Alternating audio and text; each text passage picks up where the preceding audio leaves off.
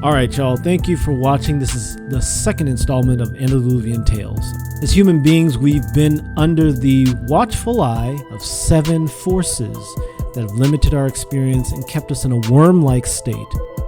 We come from greatness, but many of us are zombies. We used to be free, able to explore and have fun, but now we're trapped worshiping sky phantoms and praying to dead ghosts in the ethers. A lot of us are stuck and trapped in lives that have nothing to do with who we are, and we feel our creativity and our value as human beings fading away. And so in this video, I'm going to talk about the 7 Lords of Hell, who they are, what they are, and how you can overcome them. That's the most important part. I mean, we can talk about Tartaria and the Great Golden Age and Atlantis and Lemuria, but that's all wasted words if we're not finding out how we can recreate that. So make sure you like, subscribe, share, comment. Let me know in the comment section below which of the 7 have given you the most hell and which ones have you conquered. So let's get into the 7 Lords of Hell.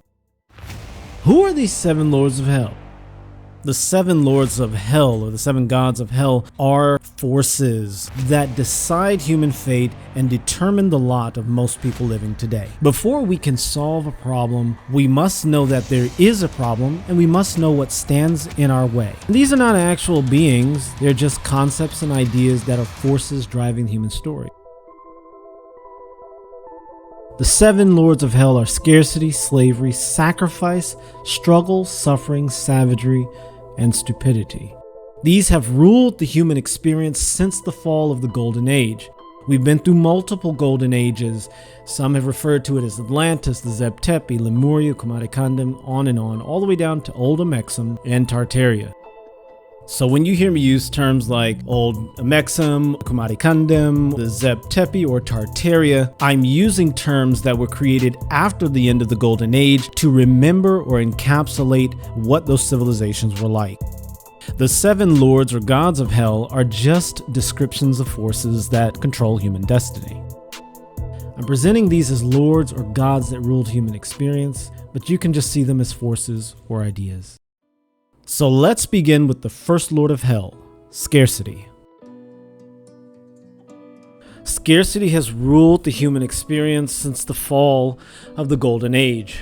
It has caused humans to act in a way that is contrary to our optimal functioning. Those in apex flow have the ability to transcend scarcity, but for everyone else, there's a scarcity of time, resources, love, money, pleasure, and life experience altogether. Scarcity is a direct violation of our natural state of flow and beauty. Civilizations that thrived during the Golden Age understood that beauty, opulence, and harmony were the foundations of cosmic law and order. After the cataclysm, buying into the idea of scarcity meant that a door was opened to slavery. Following closely behind scarcity, the god of slavery began to dominate human experience. People were willing to choose enslavement to escape death and starvation. And this is something that every single group on the planet has experienced. This feeling of being boxed in is not natural. We were born free. Slavery has impacted our entire species. No ethnic group or genetic enclave can claim to be more a victim of slavery than any other. Slavery has negatively impacted our entire species. Every human in this realm has felt its sting. We were born free. The entire world was abundant. It gave to us what we wanted and what we desired without considerable suffering or effort. Slavery was unnecessary, and it still is. After slavery, the door was opened for sacrifice. Sacrifice became a virtue in post-cataclysmic peoples because the resources that were once abundant were no longer available. Being able to sacrifice your life and your child for the community was something that became a virtue. It was completely contrary to the natural order. Sacrifice requires us to give up something of greater value for something of a lesser value. This doesn't serve us, and it doesn't serve those around us. During the Golden Age, sacrifice was considered a sin. All work was the result of love, passion, and pleasure. As sacrifice became a virtue, struggle began to gain its way in the human experience. This fourth Lord of Hell demanded that all growth and expression be accompanied by strife and strain. Work that was once accompanied by joyful expression and exertion was regarded with dread. Activities that brought joy and pleasure, such as food production and giving birth, were now filled with struggle and strain. The greater the struggle, the greater the gain, the greater the virtue, and the greater the applause from all those around. Those who found success without excessive suffering and struggle were discounted as lucky and often dismissed as lazy. During the Golden Age, however, work associated with struggle and strife was considered unintelligent, barbaric, and irrational. The only legitimate effort was effort associated with expression, expansion, and exploration. The increasing scarcity in the world led to an inevitable struggle, but suffering was a choice. As struggle became the norm, suffering became a virtue as well. The struggling saints became suffering saints. The struggling heroes became suffering heroes who sacrificed themselves. This became the model that was taught to children, encouraged in relationships, and fostered in the system that was now ruling the post-cataclysmic world. To the cultures of the Golden Age, suffering was seen as illogical and irrational. It was not necessary for life. As with struggle, suffering was seen as a symptom of a mental deformity or a mental deficiency. One of their foundational principles was pleasure in pursuit of prosperity. The world was designed for beauty, luxury, and pleasure. Any amount of suffering was considered aberrant, sinful even, to the Golden Age people. During the Golden Age, pursuit of pleasure with harmony and purpose was the driving force behind society and the creation of the natural environment. This perspective allowed them to shape their world, leaving behind megalithic feats and sciences that our modern researchers are just beginning to understand. Suffering drained the mind of its needed resources, and thus savagery was able to enter into the human experience. The inability to think clearly as a result of struggle and suffering led to a savage world in which the human lost its ability to be civilized, intellectual, rational, and spiritually mature. This led to an increase in violence, mob rule, and the increasing need for police forces and laws for an increasingly violent and savage people that required a sky phantom to keep them in line. In the Golden Age, laws were unnecessary. Systems existed for reason, logic, and intellect to fully harmonize with creative flow, imagination, and intuition. Children were taught to develop an intrinsic sense of virtue that led to an objective moral sense. Children learned to cultivate their authentic selves in harmony with the world around them.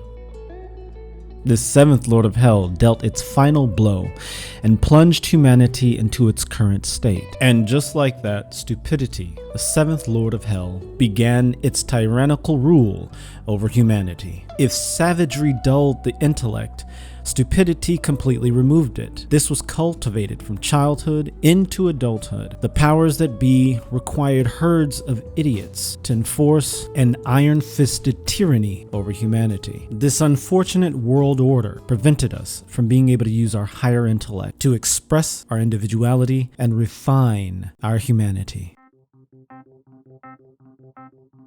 The seven Lords of Hell have battled to maintain an iron tyranny over the human mind. Their rule over the human condition is coming to its inevitable end. Unfortunately, most people are dedicated to the seven Lords of Hell. They bow to the iron-fisted tyranny that rules the human story. They have outsourced their intelligence and their will for temporary gain and the power that comes from the herd, instead of accessing the inner genius that is the true source code for reality and using this substrate of reality to awaken their highest selves and create an experience of exploration, expansion, and ecstasy. Defeating these seven lords is simple and easy only if you activate an apex flux. An apex flux is your optimal flow. This means that you have an alignment with the world around you and your inner self is consistent with your outer self. You're able to see beyond the moralistic myopia and you're able to free yourself from the tyranny of sky phantoms.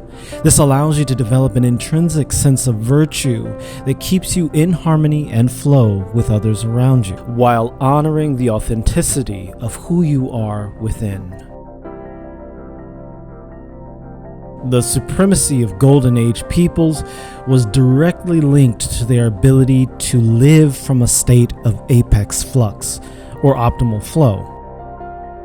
So how do we refine our humanity and reawaken an optimal state of flow? That's what apex flux is all about. It's the combination of the masculine and feminine within all of us. This union creates a oneness within self that allows us to get up off of our knees and finally spread our wings and reawaken a golden age. The ruins that were left behind give us clues as to what the world was like before the great cataclysms that destroyed the golden age and crippled our exceptional and optimal state as apex humans. This return to our optimal state and the revival of the golden age requires an awareness of where we came from. We can glean the tools from the last two civilized nations on Earth, and that is Grand Tartaria and Old Amexen.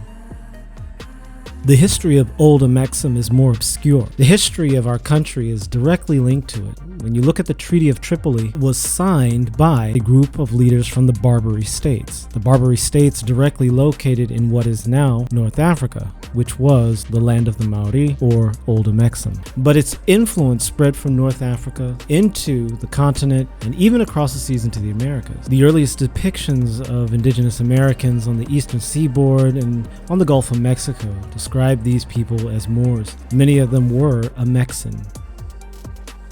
Grand Tartaria, however, is well known. A lot of it is considered mythology, conspiracy talk, but there's ample evidence to show that these great systems and these great societies were thriving as recently as 300 years ago. These thriving, sophisticated societies born of the Golden Age can be reborn and revived. This is the apex renaissance that humanity has the potential to reach today. We can make humanity great again. We can reawaken that state of flow that allowed us to create functional societies. Awakening our optimal humanity and rebirthing the Golden Age begins when each of us take the steps to awaken our optimal selves and live our optimal lives. The apex flux, or the optimal flow that you are initiating by watching this video, defeats the 7 lords of hell. By watching, subscribing, sharing, and commenting, you're helping to get this message out to more people. Imagine an entire world of people that have taken steps to create their optimal lives using their own tools and their own wisdom here and now, intercollectively. We can do it. We can reawaken the world that created the greatest monuments, the greatest megaliths, the greatest cathedrals, and we're doing it now. One of the best ways to get involved with this process that's happening, that's rebirthing the Golden Age, is to activate your inner genius. Doing so allows you to be at the right place at the right time, know what you need to know when you need to know it, and have the confidence to conquer any challenges that come your way with ease, with harmony, and with serenity. Thank you so much for watching. I will see you in the next video. Make sure you like, subscribe, and let me know what you think in the comments below.